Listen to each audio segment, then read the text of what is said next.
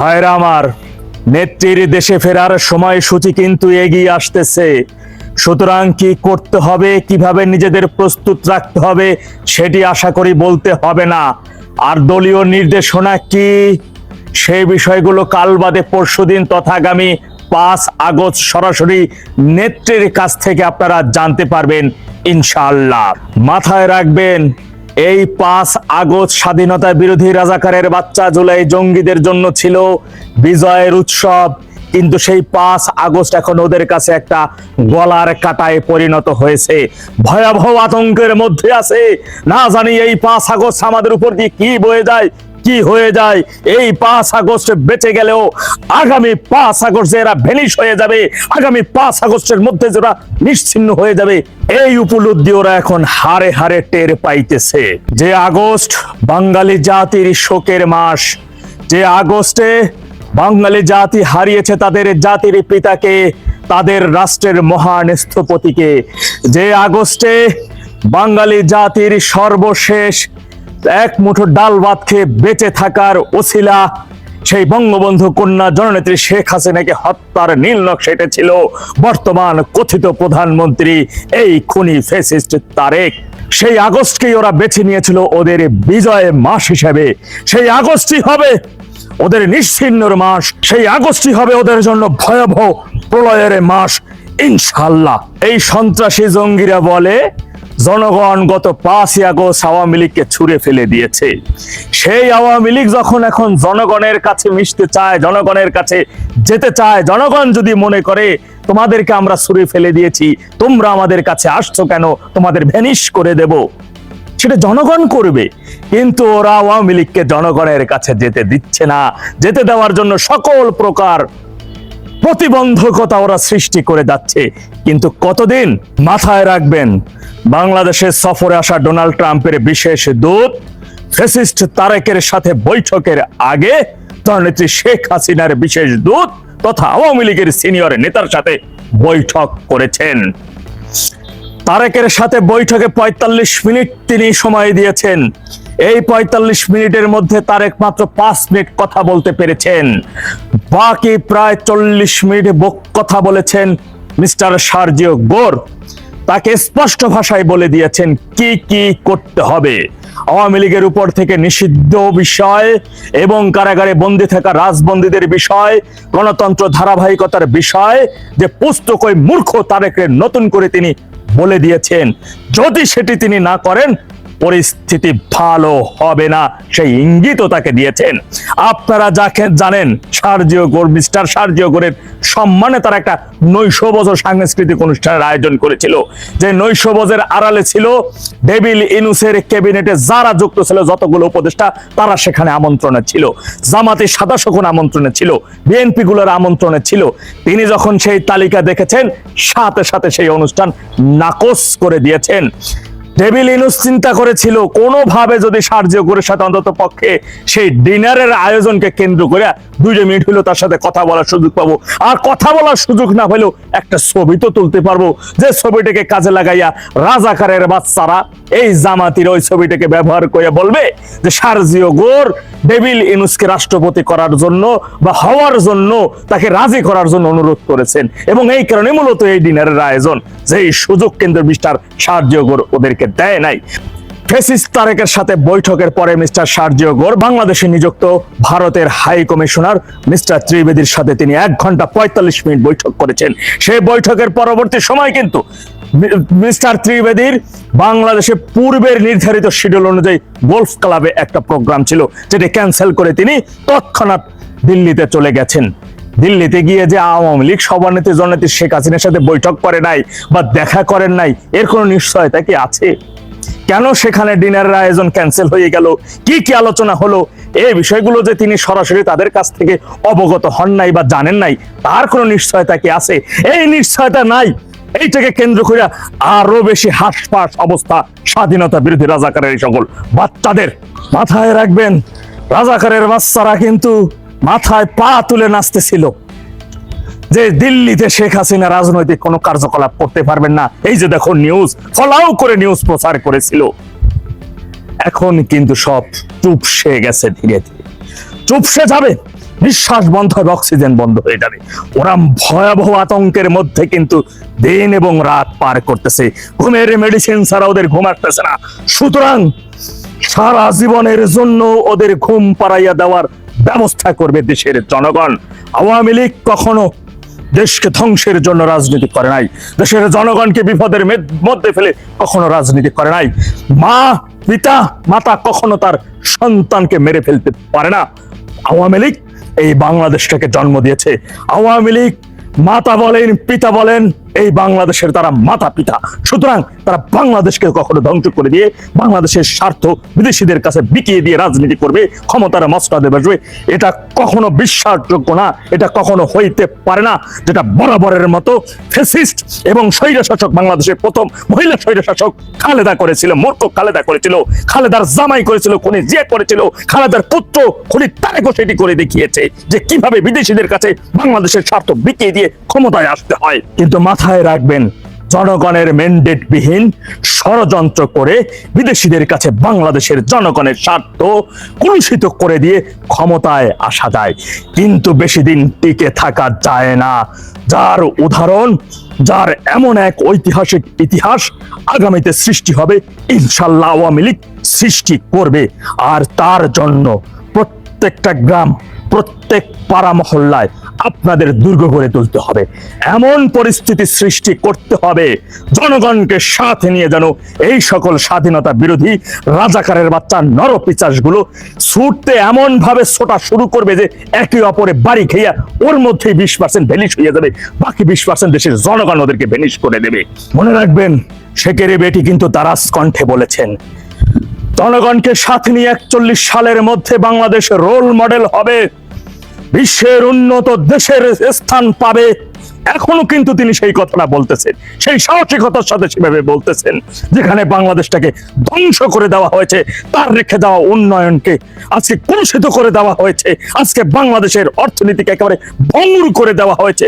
যখন মহামারী করোনার মধ্যেও বাংলাদেশের গড় ইকোনমি ছিল 6.6, করোনা পরবর্তী সময় 7.2, আর সেইখানে এখন 2.2-তে এসে পরিণত হয়েছে। কোথায় নিয়ে গেছে বাংলাদেশের অর্থনীতি? কোথায় নিয়ে গেছে বাংলাদেশে সেই তার রেখে আসা সেই সকল টাকাগুলো? কোথায় চলে গেছে? কোথায় ভ্যানিশ করে ফেলা হয়েছে? সেটা আপনাদের খুব অবগত আছেন আপনারা। সুতরাং এই অর্থ ফিরিয়ে আনা হবে। যারা দেশটাকে ধ্বংস করে দিয়েছে তাদের শাস্তির মুখে পড়তে হবে জনগণকে সাথে নিয়ে। আপনাদের কাছে একটা অনুরোধ, এমন কিছু করা যাবে না যে জনগণের কাছে আওয়ামী লীগের বিষয়, আওয়ামী লীগের কোনো নেতা কর্মীর বিষয় কোনো নেগেটিভ মেসেজ যায়। যা কিছু করবেন জনগণকে সাথে নিয়ে করবেন। চাঁদাবাজ, সন্ত্রাসী, মব সন্ত্রাসী, জুলাই জঙ্গি, স্বাধীনতা বিরোধী রাজাকারের বাচ্চা, এদের বিষয়ে আমাদের জিরো টলারেন্স নীতি। দেশের জনগণকে আমরা আজকে থেকে না, গত 2টা বছর ধরে কিন্তু বলে আসতেছি যে রাজাকে এইবার হোক। এইবার কিন্তু দেশের রাজাকারের শুধু বাচ্চা না, রাজাকারের সর্বশেষ শাবক, নাতির ঘরের পুতির ঘরের ছাত্র যদি হয়, তাকে আমরা নিশ্চিহ্ন করে দেব আগামীর বাংলাদেশের জন্য, আগামীর সুন্দর দেশের জন্য। আমাদের সেটা করতেই হবে। সুতরাং প্রত্যেকটা কাজই জনগণকে সাথে নিয়ে করবেন, সর্বাত্মক প্রস্তুতি কিন্তু গ্রহণ করতেই হবে। মহাপ্রলয় আসছে, স্বাধীনতা, সার্বভৌমত্ব পুনরুদ্ধারের ঐতিহাসিক ঘোষণা। খুব শীঘ্রই কিন্তু সেই ঘোষণা নেত্রী দিবেন, কেউ আমাদের দাবায় রাখতে পারবে না ইনশাআল্লাহ। শেখ হাসিনা 5ই আগস্ট নাকি বক্তব্য দেবেন এবং সেখানে কারা কারা থাকবেন সেটাও বলা হয়েছে। এবং এখন কথা উঠেছে শেখ হাসিনা ভারতে বসে কি কথা বলতে পারবেন কিনা, তিনি কি ভারতে বসে রাজনীতি করতে পারবেন কিনা, কোন দেশের রাজনীতি করতে পারবেন, আবার 5 তারিখে তিনি কি ভিজুয়ালি সামনে আসবেন নাকি অডিও কথা বলবেন উনি, এগুলো নিয়েও কথাবার্তা চলছে। আবার দেশে ফেরার একটা বক্তব্য তিনি দিয়েছেন, আবার এখানে বলছেন আওয়ামী লীগের আগামী কর্মসূচিগুলো কি হবে সেটার দিক নির্দেশনাও তিনি তার বক্তব্য দেবেন। আমরা প্রিয় দর্শক, আপনারা যুক্ত হতে থাকুন, যে এর মধ্যে বেশ কতজন আমাদের সাথে যুক্ত হয়েছেন, আপনাদের সবাইকে স্বাগত জানাচ্ছি। আপনারা চ্যানেল 16 সাবস্ক্রাইব করবেন প্লিজ, যারা যদি ভালো লেগে থাকে সাবস্ক্রাইব করে সঙ্গে থাকতে পারেন, আর ফেসবুক পেজে যারা আছেন তারা একটু ফলো দেবেন। তাহলে আমরা প্রত্যেক সময় প্রতিদিনই আপনাদের কাছে নতুন নতুন বিষয় নিয়ে আসব এবং আপনারা আমাদেরকে সমর্থন দেবেন, এটা আমরা প্রত্যাশা করি। যাই হোক, আমাদের বেশ কয়েকজন দর্শক এরই মধ্যে যুক্ত হয়ে গেছেন। প্রিয় দর্শক, আমি এখন সাইফুল ভাইয়ের কাছে যে বিষয়টা জানতে চাইবো, জি সেটা আপনাদের মনেও ঘুরপাক খাচ্ছে, শেখ হাসিনা কি বক্তব্য দিতে পারবেন কিনা, তিনি কেন বক্তব্য দিবেন, তিনি ভারতে অবস্থান করছেন, তিনি তো এখনো বাংলাদেশে আসেন নাই, তিনি কোন দেশের রাজনীতি করবেন, ভারতীয় আইনে কি বলে, ভারত তাকে কিভাবে রেখেছে, সেই প্রশ্নগুলো অনেকের মধ্যেই আছে, সবাই এটি জানতে চান। আমি সাইফুল ভাইয়ের কাছে প্রথমেই একটা প্রশ্ন করব, আমি প্রশ্ন করে ছেড়ে দিই। শেখ হাসিনা এখন ভারতের যে স্ট্যাটাসে অবস্থান করছেন, বাংলাদেশের দৃষ্টিতে যেভাবে, বাংলাদেশ থেকে যেভাবে বলা হয়, সেই ক্ষেত্রে শেখ হাসিনা 5ই আগস্টের যে 5ই আগস্ট কিন্তু একটা অন্যরকম দিন। 5ই আগস্টে শেখ হাসিনা ভারতে গেছেন, ভারতে পাঠিয়ে দেওয়া হয়েছে। 5ই আগস্টকে আবার বাংলাদেশের জামাত, শিবির, এনসিপি তারা অন্যভাবে উদযাপন করবে। সো 5ই আগস্ট খুবই গুরুত্বপূর্ণ এবং সেই দিনে আবার শেখ হাসিনা ভাষণ দেবেন বলা হচ্ছে। জি, এখন আইনে কাভার করে কিনা আপনি যদি একটু বিশ্লেষণ করেন, ভারতীয় আইনে কি আছে, বাংলাদেশ থেকে কি বলা হচ্ছে? জি প্লিজ। আপনাকে অনেক ধন্যবাদ। আমি সংক্ষেপে আপনাকে বলি যে মানে এটা আইন ব্যাখ্যা করার ইয়ে না, এটা ভারতের কতগুলি ঐতিহ্যগত আছে, নীতি আছে ঐতিহ্যগত, এটা তারা বলে সভ্যতার ঐতিহ্য, তারা যেটাকে বলে, এবং সিভিলাইজেশনাল ইকোস বলে, ইথোস বলে।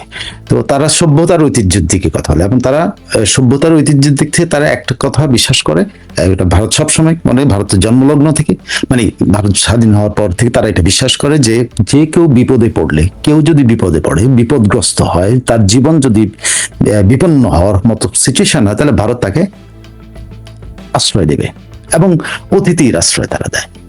দালাই লামা আছে, ঠিক আছে, এটা হলো তাদের ঐতিহ্যগত সভ্যতাগত ঐতিহ্য বলে ওরা।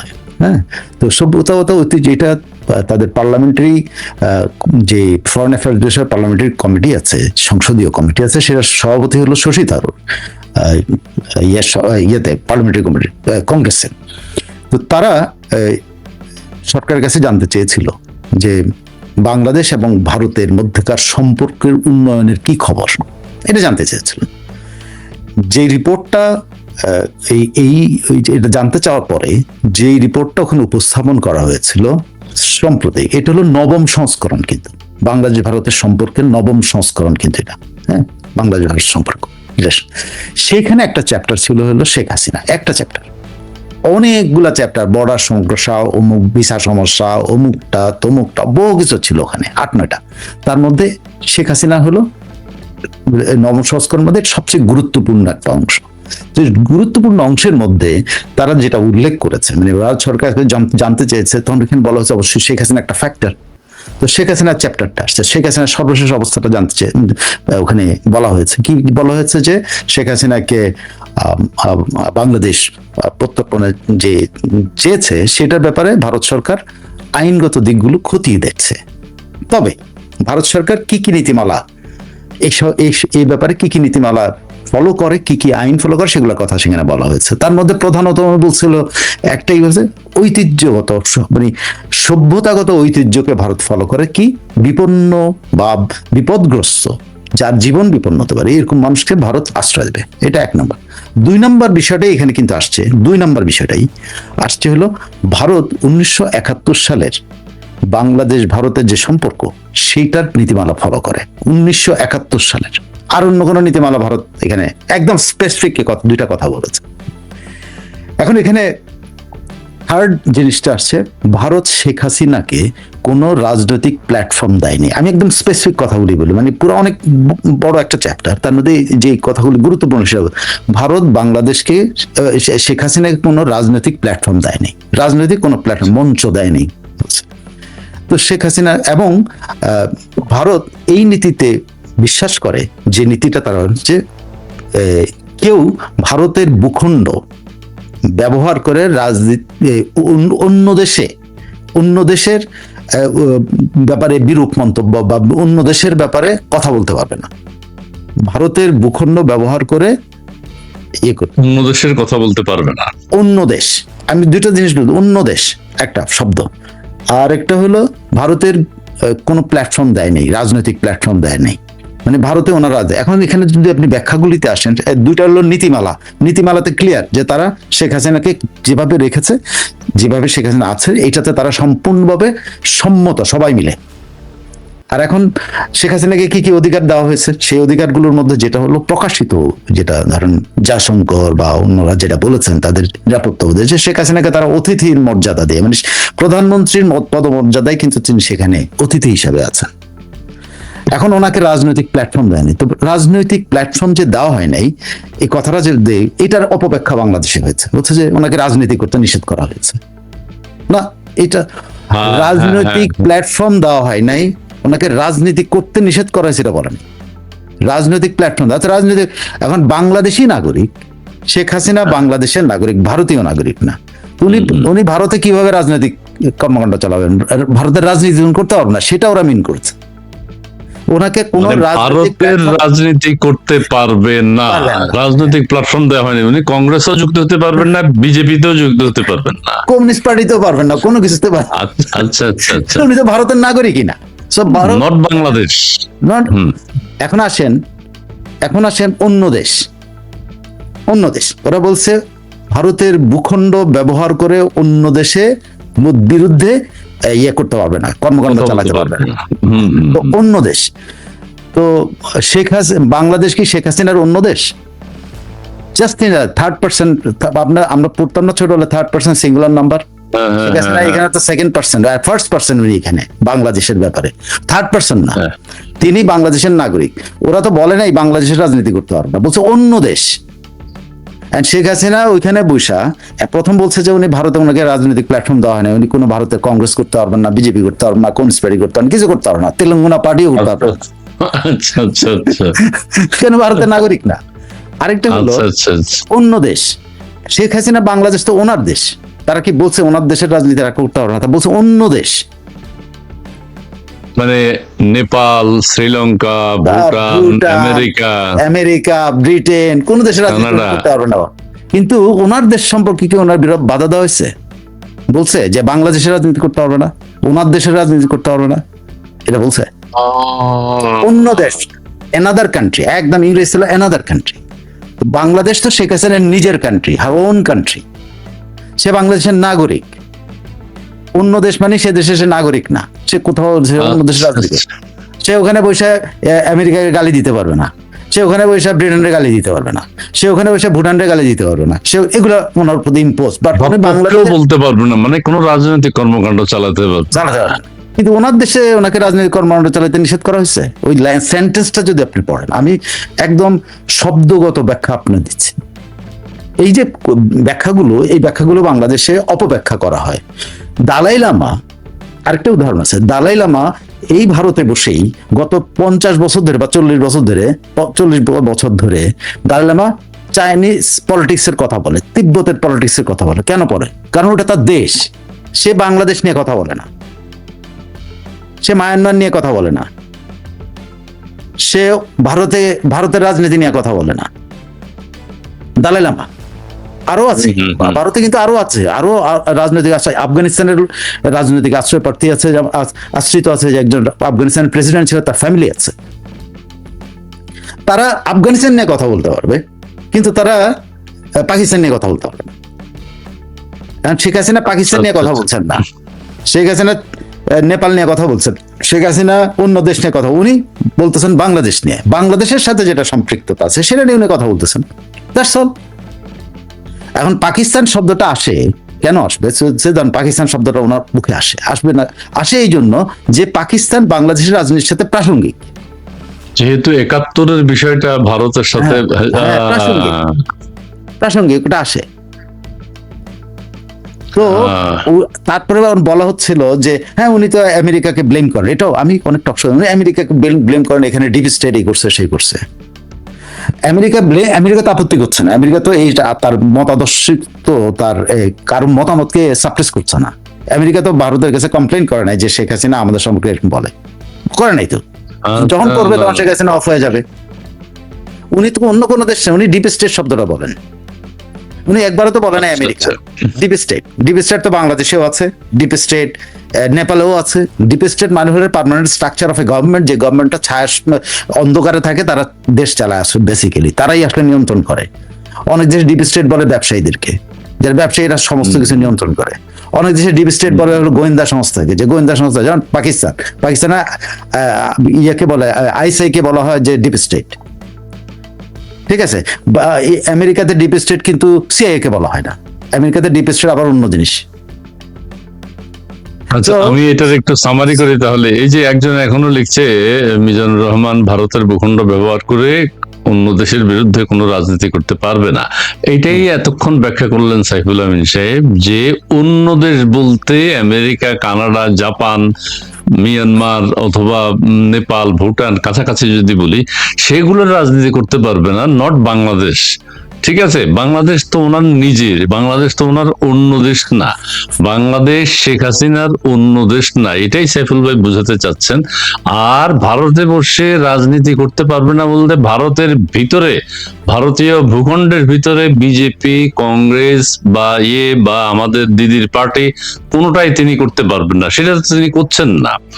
অন্য দেশ নিয়েও তিনি রাজনীতি করছেন না, তিনি বাংলাদেশের কথাটা বলছেন। এই কথাটা তো এইরকমই সাইফুল ভাই। জি হ্যাঁ, স্পেসিফিক, এটা একদম লিখিত তো, এটার মধ্যে এইটা রিপোর্টের মধ্যে লিখিত, যে লিখিত ভার্সনটা আছে, আমি সেটার ব্যাখ্যা দিচ্ছি। আমি কিন্তু কারো ইন্টারপ্রিটেশনের ব্যাখ্যা দিইনি। ওখানে কিন্তু শশী থারুরও কথা বলেছেন, ওখানে অন্যান্য এমপিরা কথা বলছেন, আমি তাদের কোনো কথা কিন্তু ওখানে ইয়ে করি নাই, ওখানে কোনোটাই আমি তাদের আমি বলছি যে রিটেন যে ডকুমেন্ট আছে সেখানে শেখ হাসিনার পার্টের মধ্যে যে কথাগুলো ওরা বলছে, 4টা জিনিস আবার স্পেসিফিক বলি। প্রথম হলো তারা ভারত সিভিলাইজেশনাল ইথোস ব্যবহার করে, সভ্যতাগত ঐতিহ্যকে তারা ফলো করে। ভারত কোনো বিপন্ন মানুষ, বিপদগ্রস্ত মানুষ যার জীবনের নিরাপত্তার শঙ্কায় আছেন, তাকে ভারত আশ্রয় দেয়, দেয়। এটা হলো 2। 3 নম্বর হলো ভারত শেখ হাসিনাকে রাজনৈতিক প্ল্যাটফর্ম দেয় নাই। 4 নম্বর হলো ভারত শেখ হাসিনাকে অন্য দেশের বিরুদ্ধে কথা বলার জন্য প্ল্যাটফর্ম দেয় নাই। এটা অন্য দেশ, নট বাংলাদেশ। সিম্পল। এই ছোট্ট জিনিস, কিন্তু এত বড় ডকুমেন্টের মধ্যে 4খান জিনিস হলো আসল। জি, এটা ক্লিয়ার। এখন সাইফুল ভাই যেটা বলি, যেটা নিয়ে কথা হচ্ছে, 5 তারিখে তিনি কি ভিডিওতে অ্যাপিয়ার করবেন নাকি অডিও থেকে দেবেন? 5 তারিখে করার উদ্দেশ্যটা কি? কেন 5 তারিখ? সেখানে বলা হচ্ছে আওয়ামী লীগের জন্য দিক নির্দেশনা দেবেন। এই বিষয়টা যদি আবার একটু ব্যাখ্যা করেন, 5 তারিখের উপস্থিতিটা। 5 তারিখ একটা বিশেষ দিন, 5 তারিখে এনসিপি জামাত অন্যভাবে উদযাপন করবে। সেই দিন 6টা থেকে 7:30 পর্যন্ত শেখ হাসিনা তার ওই যে একটা প্যানেল করেছেন, সেটির সাথে তিনি বক্তব্য দেবেন। সেখানে বলছে, আপনি ওই যে ইন্ডিয়া টুডের পত্রিকায় আসছে, ইন্ডিয়া টুডেতে এসছে যে তিনি ভিজুয়ালি, আমি জানি না এটা কিভাবে কি হবে। যে একটু প্লিজ আপনি যদি বুঝি। ইন্ডিয়া টুডে না, ইন্ডিয়ার অলমোস্ট দ্য হিন্দু থেকে শুরু করে সমস্ত হিন্দুস্তান টাইমস, বাংলা পত্রিকা, আনন্দবাজার, সর্বত্র কিন্তু এই নিউজটা হয়েছে।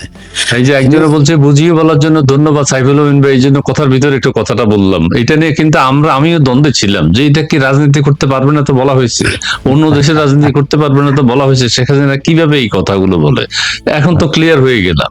জি, তো এটা হলো ফরেন করেসপন্ডেন্ট যে ক্লাব আছে, সেটা সাউথ এশিয়া যে আছে, সেটার আমন্ত্রণে উনি একটা অনুষ্ঠানে যোগ দিবেন। সেটা আচ্ছা, অনুষ্ঠানটা কি তারাই করছে, ফরেন করেসপন্ডেন্স আপনি যেটা বললেন ওরাই? না, এটার উদ্যোক্তা হইলো আন্তর্জাতিক মানবাধিকার সংস্থা হিউম্যান রাইটস ওয়াচ নামে একটা ইয়ে আছে, যেটা বাংলাদেশ চ্যাপ্টার আর কি। ওরাই আসলে বেসিক্যালি এটার সেখানে ফরেন প্রেস সেন্টারের ওই জায়গাটা, যেটা মার্কটালি মিলনায়তনটা তারা ভাড়া নিচ্ছে, এবং ওইটা হলো মথুরা রোডে দিল্লিতে। তো সেখানে মার্কটালি মিলনায়তনটা ভাড়া নিয়ে ওখানে তারা করতেছে। এটা হলো উদ্যোক্তা ওরা, আমেরিকা বেসড ওরা। আর হলো শেখ হাসিনা ওখানে বলছেন ভার্চুয়াল অ্যাপিয়ারেন্স। এখন এই ভার্চুয়াল অ্যাপিয়ারেন্সটা অনেকে ব্যাখ্যা করছেন যে উনি সরাসরি ভিডিওতেই আসবেন, অনেকে বলছেন। আবার অনেকে ব্যাখ্যা করছেন ভার্চুয়াল অ্যাপিয়ারেন্সের অর্থ যদি আপনি খোঁজেন, তাহলে ভার্চুয়াল অ্যাপিয়ারেন্স ডাজন্ট মিন যে উনি একদম ফিজিক্যালি দেখা দিবেন। তিনি অডিওতেও লাইভ থাকতে পারেন, ঠিক আছে। তো ভার্চুয়াল অ্যাপিয়ারেন্স বলাতে কনফিউশন হচ্ছে। আপনি যদি বলতো যে হ্যাঁ উনি সরাসরি বলছেন, তাইলে আর এই আলোচনাটা হলো না। তো আমার একটা ধারণা যে উনি এই যাবৎ যেহেতু অনেক জায়গায় কিন্তু ভার্চুয়াল অ্যাপিয়ারেন্স দিয়েছেন, সেটা হলো অডিওতে, এখানে একটা সম্ভাবনা অবশ্যই আছে যে তিনি ভিজুয়ালি আসবেন। এটাই এই জন্যই কিন্তু অনেকে আবার ব্যাখ্যা করে না ভার্চুয়াল, এটা হলো ওই যে দেন না শেখ হাসিনা নিয়ে যখনই কোনো কথা হয় সেটার একটা উল্টো ব্যাখ্যা হয়, বা আসলে প্রশ্নটা আসে যে ভার্চুয়াল অ্যাপিয়ারেন্স বলতে ওরা যেহেতু ভিজুয়াল অ্যাপিয়ারেন্স বলছে না, তখন এই কথাটা আসে। তো অনেকে বলছেন যে উনি অডিওতে আসবেন, অডিওতে উনি অনেক আগে থেকে আসতেছেন বিভিন্ন জায়গা থেকে, কিন্তু এত বড় অনুষ্ঠানে উনি আসবেন না, যে অনুষ্ঠানে ওনার ছেলে থাকবেন, অনেক বড় মানুষ থাকবে, তারপরে ইভেন আমাদের সাকিব আল হাসান থাকতে পারেন, এরকম বলা হচ্ছে। তো সেই অনুষ্ঠানে উনি যখন 5 তারিখ নেওয়া হয় সিদ্ধান্ত, এটার সাথে কতগুলো জিনিস কিন্তু রিলেটেড এই জন্য মানে আলোচনার জন্য রিলেটেড। আপনি খেয়াল করে দেখেন এই ঘোষণাটা কবে আসছে, এই ঘোষণাটা আসছে সার্জিও গোরের সাথে দীনেশ ত্রিবেদীর বৈঠকের পরে। তো আপনি যদি মিলান যে শেখ হাসিনা যে আসছেন, নিশ্চয়ই এই কথাগুলোর সাথে সার্জিও গোরের সাথে দীনেশ ত্রিবেদীর বৈঠকের কিছু সম্পৃক্ততা থাকতে পারে, কারণ এর আগে তো ঘোষণা দিতে পারতো তারা, কারণ এই আয়োজনটা কিন্তু অনেক আগের। নাহলে আপনি all of a sudden mark টেলিমিনাতন পাওয়া যায় না, বা অল অফ এ সাডেন আমি টেলিফোন করলাম ফরেন করেসপন্ডেন্স ক্লাবের আমি পাবো না, হ্যাঁ একদিনে পাওয়া যায় না। তারপর আপনি এই প্রোগ্রামটার করতেছে যারা, তারা তো অনেক দূরে থাকে, আমেরিকা থাকে, তারা উদ্যোগটা নিয়েছে, তো তারা একদিনে তো এই উদ্যোগটা নেই, এই উদ্যোগটা অনেক আগেরই। বাট ঘোষণাটা হলো জাস্ট মিলা দেখেন, এটার সাথে একটা সম্পৃক্ততা আছে যে ঘোষণার মধ্য দিয়ে তারা একটা কিছু এখানে এমন কিছু বলতে আসবেন শেখ হাসিনা যেটা তিনি আগে বলেন নাই। এটা বোঝা যায়। আর তারিখটাও আপনি যদি দেখেন, এটা 5 তারিখ। 5 তারিখ কেন? 5 তারিখ হলো বাংলাদেশের জঙ্গি উত্থানের দিন। সেই জঙ্গি উত্থানের দিন জঙ্গিরা যে ভাষায় কথা বলবে, তার পাশাপাশি আপনি খেয়াল করে দেখেন শেখ হাসিনা যদি কথা বলে কোনটা হাইলাইটেড হবে সারা দুনিয়াতে। এই জঙ্গিদের তো এখন সারা দুনিয়া এখন টেররিস্ট হিসেবে দেখে। আপনি যে কোনো, আপনি কানাডাতে আছেন, আপনি যে কোনো পাবে যান, বাংলাদেশ শব্দ বললে তোমাদের দেশে তো টেররিস্ট দখল করে নিচ্ছে, এগুলা বলে। আপনি অনেক লোক পাবেন যারা মানে বয়স্ক মানুষ আছে, যারা কথা বলবো টেররিস্ট টেক ওভার হয়েছে বাংলাদেশে, তো এদেরকে জঙ্গি হিসেবে চেনে। ইউনুসকে আগে চিনতে হলো নোবেল পিস প্রাইজ, বাংলাদেশের একজন এমন পিস প্রাইজ পেয়েছে, বাংলাদেশের দারিদ্র বিমোচন করছে। সে বিশ্বাস করেন, আমি বহু মানুষের সাথে কানাডাতে কথা বলে দেখি, তারা বিশ্বাস করে যে ইউনুস বাংলাদেশের দারিদ্র বিমোচন করছে। এমনি দারিদ্র বিমোচন করছে, তা বলেন আরে গরিবদেরকে সে ঋণ দেয়।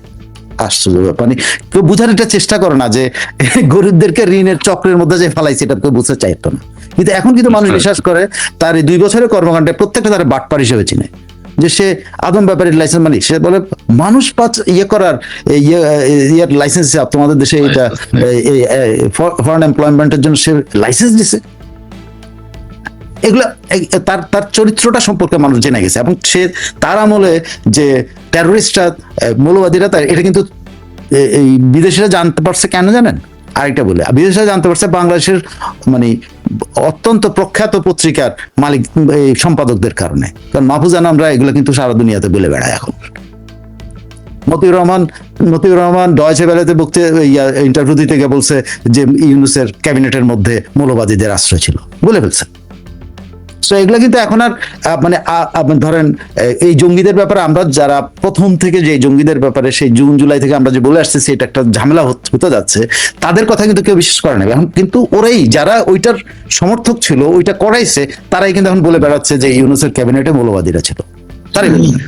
সো ওয়ার্ল্ডে কিন্তু এই পরিস্থিতি। সেই জন্য আমি বলি পুরো একটা যে তৈরি হয়েছে যে বাংলাদেশে এরকম একটা উল্টাপাল্টা টেক ওভার হয়েছে বা টেররিস্ট টেক ওভার হয়েছে, ইউনুস একটা বাটপার, এগুলো যে হয়েছে, সেটার প্রতীকী ডেট কোনটা?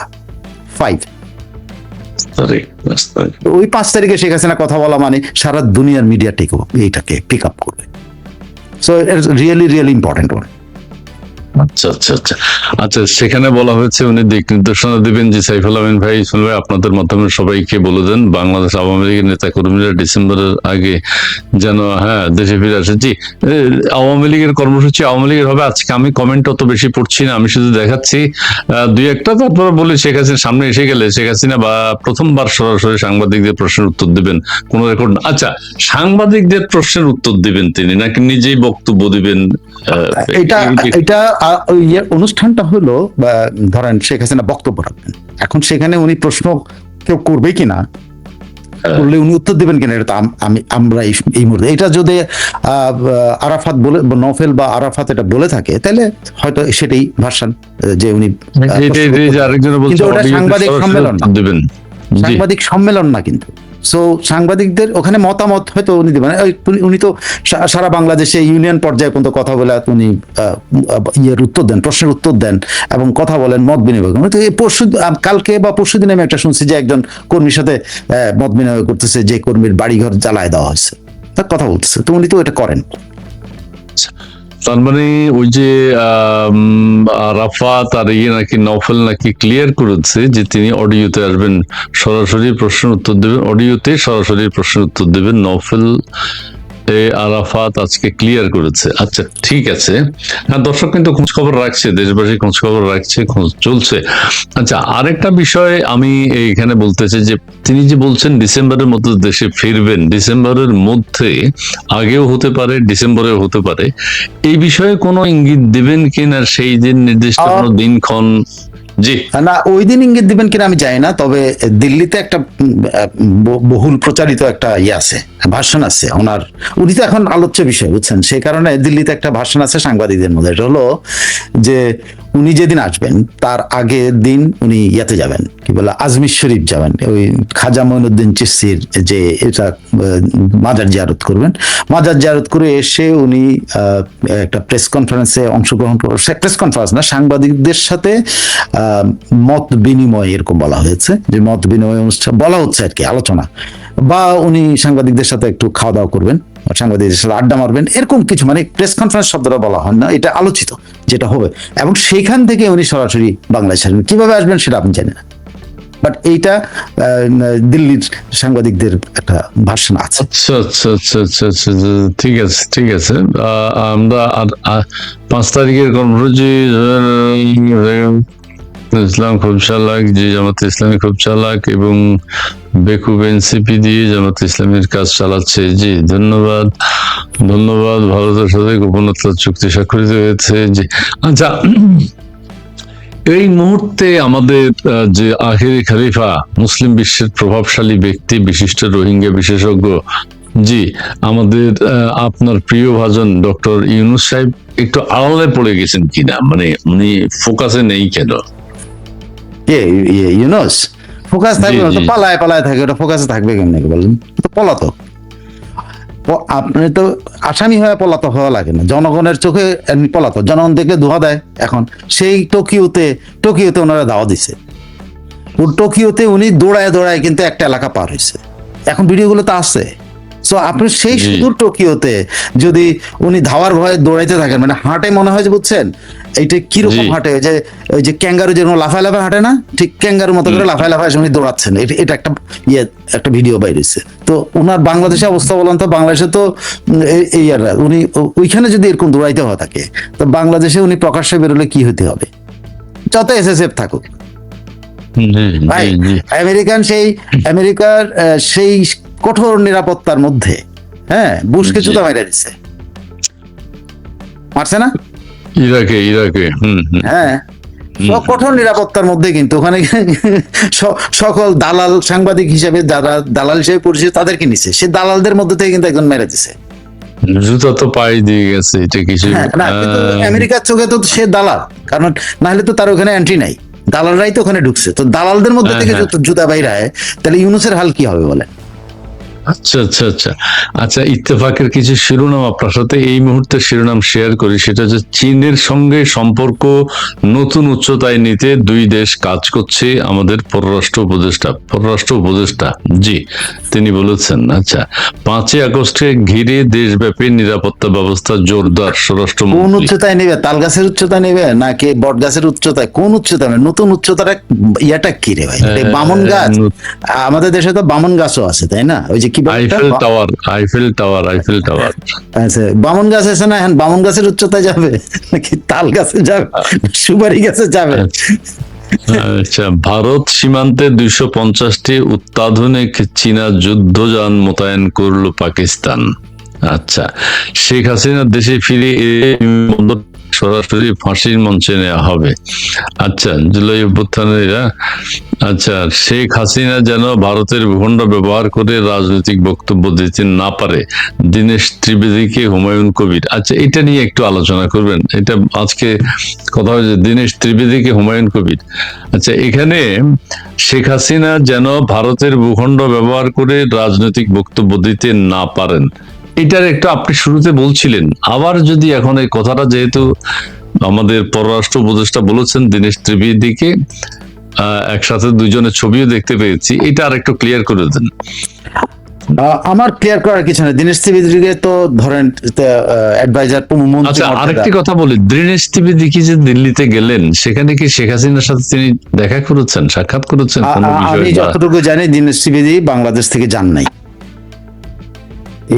এটা আমি যখন আমি এইটুকু জানি যে দীনেশ ত্রিবেদী আসলে বাংলাদেশে না, এটা যেভাবে হোক মনে হয়েছিল যে উনি, যারা বলেছিলেন দিল্লিতে গেছেন, দিল্লি থেকে আমি কারো কাছ থেকে এই তথ্য পাইনি যে উনি দিল্লি গেছেন। তবে দিল্লির একজন সাংবাদিক, ওই যে গৌতম লাহিড়ীর আরেকজন আছেন যে টুপি মাথায় দিয়ে, আমি জানি না, দীনেশ ত্রিবেদীর ছায়া কেউ দেখে নাই। উনি যদি গোপনে সফর করে থাকেন না। যেহেতু কোনো ছায়া দেখেন নাই, এবং আমার দু একজনের সাথে, আমার তো বেশি লোকের সাথে পরিচয় নেই, দু একজনের সাথে যারা পরিচয় আছে তারা বলছে দীনেশ ত্রিবেদী দিল্লি আসে নাই। এখন উনি কই গেছেন এটা আমি বলতে পারি না। বাংলাদেশ থেকে গেছেন এটাও কেউ বলতে পারে নাই। উনি দিল্লি গেছেন দিল্লির লোকেরাও বলতে পারে নাই। আচ্ছা, বলা হয়েছে ওখানে নাকি মিটিং করেছেন উনি একটা মানে ওনার ক্যাবিনেটের সাথে, ওনাদের যেখানে যেখানে যেখানে কথা বলা দরকার। আমি জানি না, আমি এটা বলতে চাই না দায়িত্ব নিয়ে, তবে সেইভাবে প্রকাশিত হয়নি। ইন্ডিয়ান হাই কমিশনও কোনো বিবৃতি দেয়নি যে আমরা সেগুলো জানবো। এখন ইউনুস কি এখন দেশে আছে, শেখ হাসিনা হচ্ছে সাউথ এশিয়ান আয়রন লেডি, উনি আসবেন বীরের বেশে, ওনার বিকল্প কেউ নেই। আচ্ছা, ইউনুস এখন কোথায় আছে, কি করছে, এই খবর সাইফুল ভাইয়ের কাছে আছে যে আখেরি খলিফা, জি শেখ হাসিনা বাংলাদেশে ঢোকার সময় কেউ টের পাবে না, পরে জনগণ জানতে পারবে শেখ হাসিনার দেশে। জি, ধন্যবাদ খ্রিস্টান মনিকা ইউনুস। আচ্ছা, যাকে ওগুলো আমরা বলতে চাই না।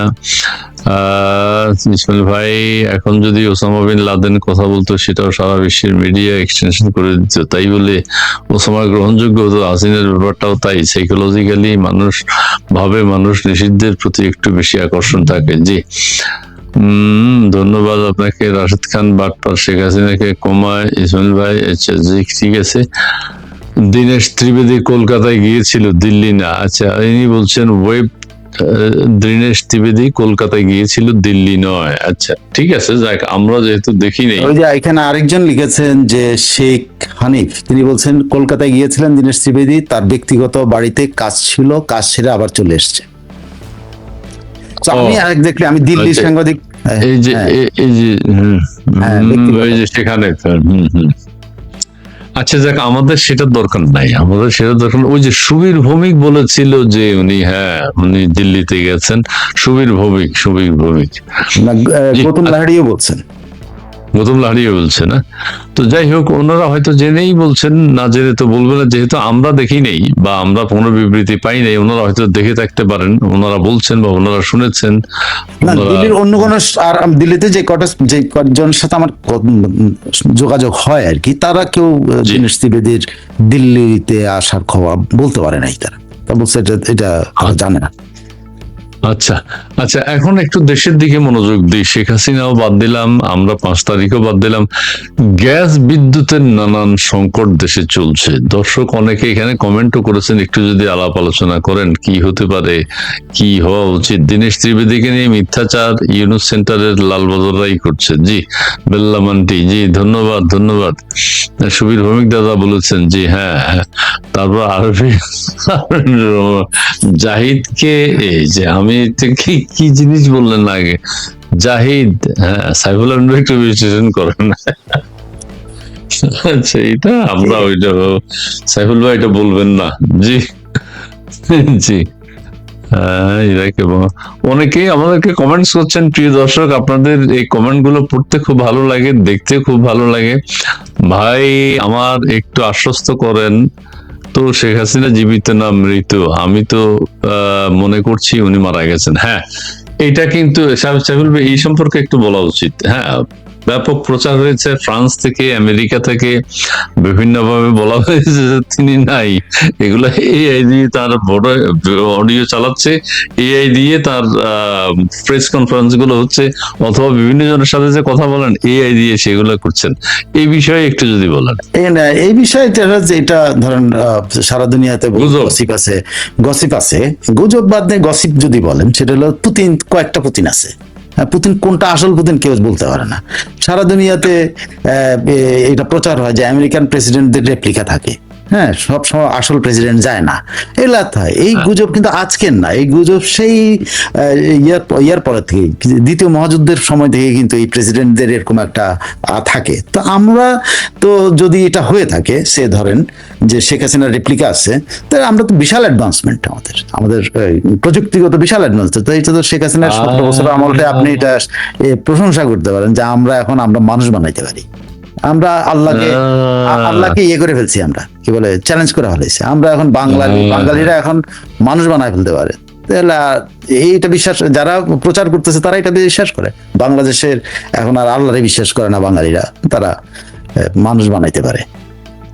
জি, আচ্ছা, মাহবুবুর রহমান তিনি বলছেন গ্যাস, বিদ্যুৎ, কৃষি সেক্টর, অর্থনীতি সেক্টর, বাণিজ্য সেক্টর, এইসব নানা খুঁটিনাটি বিষয় নিয়ে আলোচনা করুন। সরকারের কোথায় কি অনিয়ম হচ্ছে সেই সব তুলে ধরুন। আচ্ছা, এখানে একটু বলছে জি, আমরা তো আমাদের কৃষি পণ্য সমস্ত কিছু আমেরিকা থেকে অধিক দামে কিনবো। আমাদের ডক্টর ইউনূস সাহেব আমাদের সেই ব্যবস্থা করে দিয়ে গেছেন।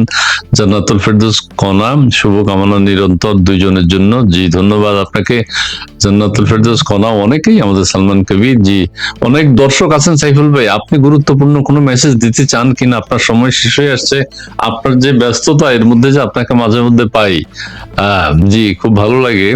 আমাদের অস্ট্রেলিয়া প্রতিনিধি মাকসুদ আলী সাহেব, মানে Gautam Lahiri spoke to Dinesh Trivedi over the phone in Kolkata. জি জি, ধন্যবাদ।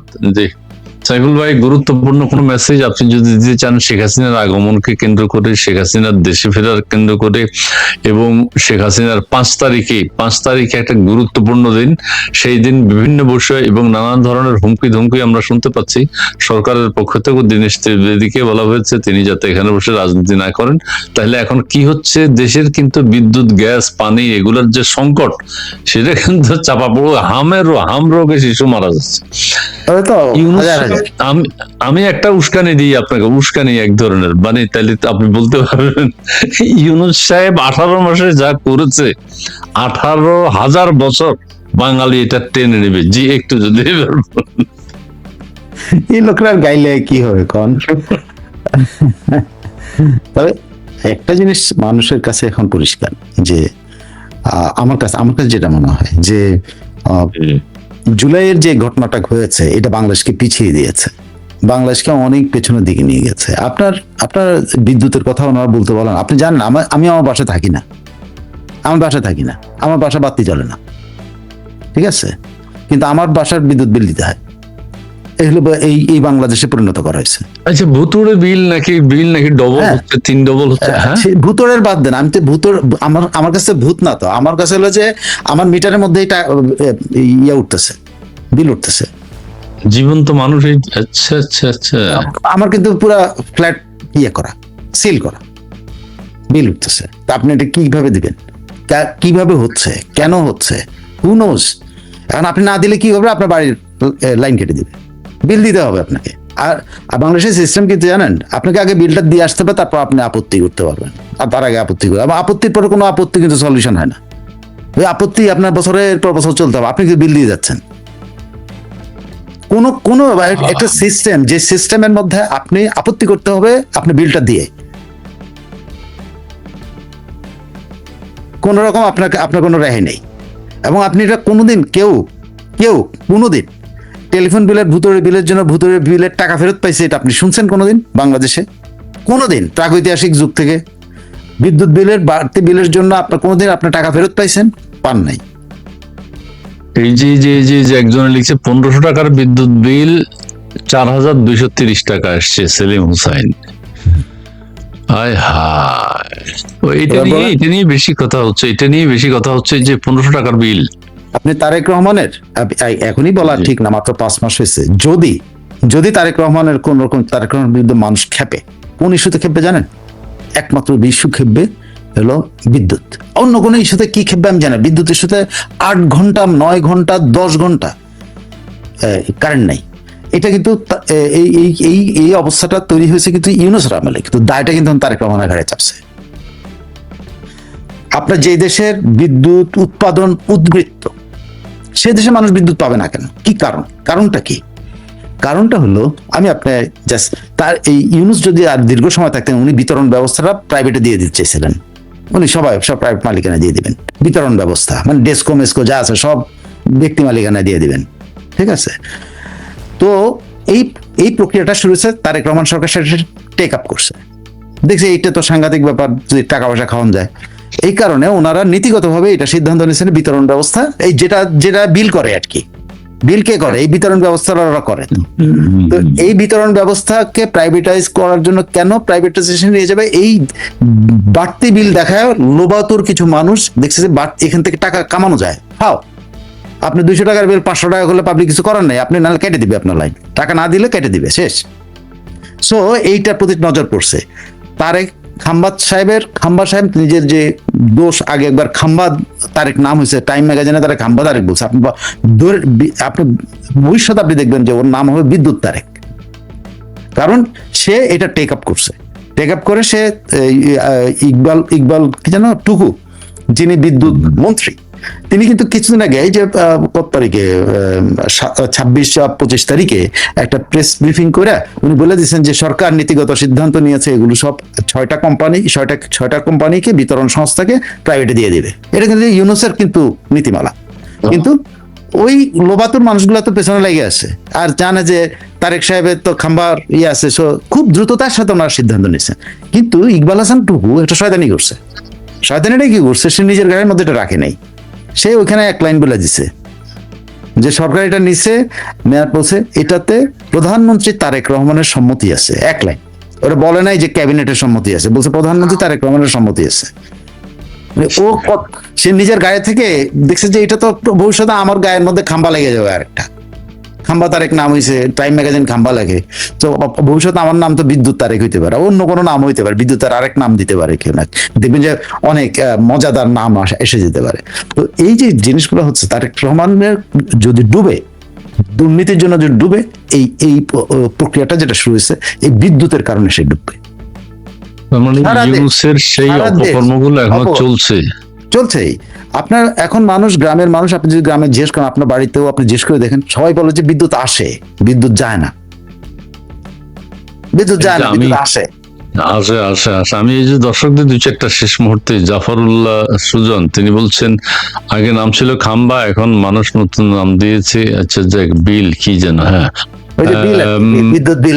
বিল আমি আগে বিল দিতাম 515 টাকা থেকে 520 টাকা 530 টাকা এরকম আসতো, এখন আমার বিল আসে 2000 থেকে 2500 টাকা। আরে বাবা, এক লালবদর বিদেশে থাকে, লালবদর সে দেশে গেছে এই ইউনূস আমলে, এবং সে দেশে ব্যবসা করবে বলে গেছে, সে ইউটিউবে দিছে স্টেটমেন্ট করতেছে সে, যে আমি বহুত আশা ভরসা করে দেশে আসছিলাম, একটা ছোটখাটো অফিস দিয়েছিলাম, আমার বিল আসতে আগে এত টাকা, এখন আমার আসে 50,000 টাকা, মানে কত 10,000 না কত আসতো, এখন তার 50,000 আসে। সে ছোটখাটো একটা ব্যবসা করবে বলে সে আসছিল দেশেই, শেখ হাসিনার পতনের পরে মানে দেশে একটা অমিত সম্ভাবনা উনি দেখতে পেয়েছেন, উনি এসে অফিসটা দিয়েছেন, এখন ওনার অফিস বন্ধ করে দিতেছে, বিদ্যুৎ বিল আসে 50,000 টাকা। আজকে আমি দেখছি এই যে জান্নাতুল ফেরদৌস ফেরদৌসী কণা তিনি বলছেন যে আগে আমার 700-800 টাকা বিল থেকে এখন 3000 টাকা বিল দিলাম। আরে আল্লাহ, মানে তার চেয়ে বেশি, 3 ডবল। ওই লালবদর যিনি দেশে মোটামুটি ইউনূসের দেখে গেছিলেন, 10,000 টাকার বিদ্যুৎ বিল তার অফিসে আসতো,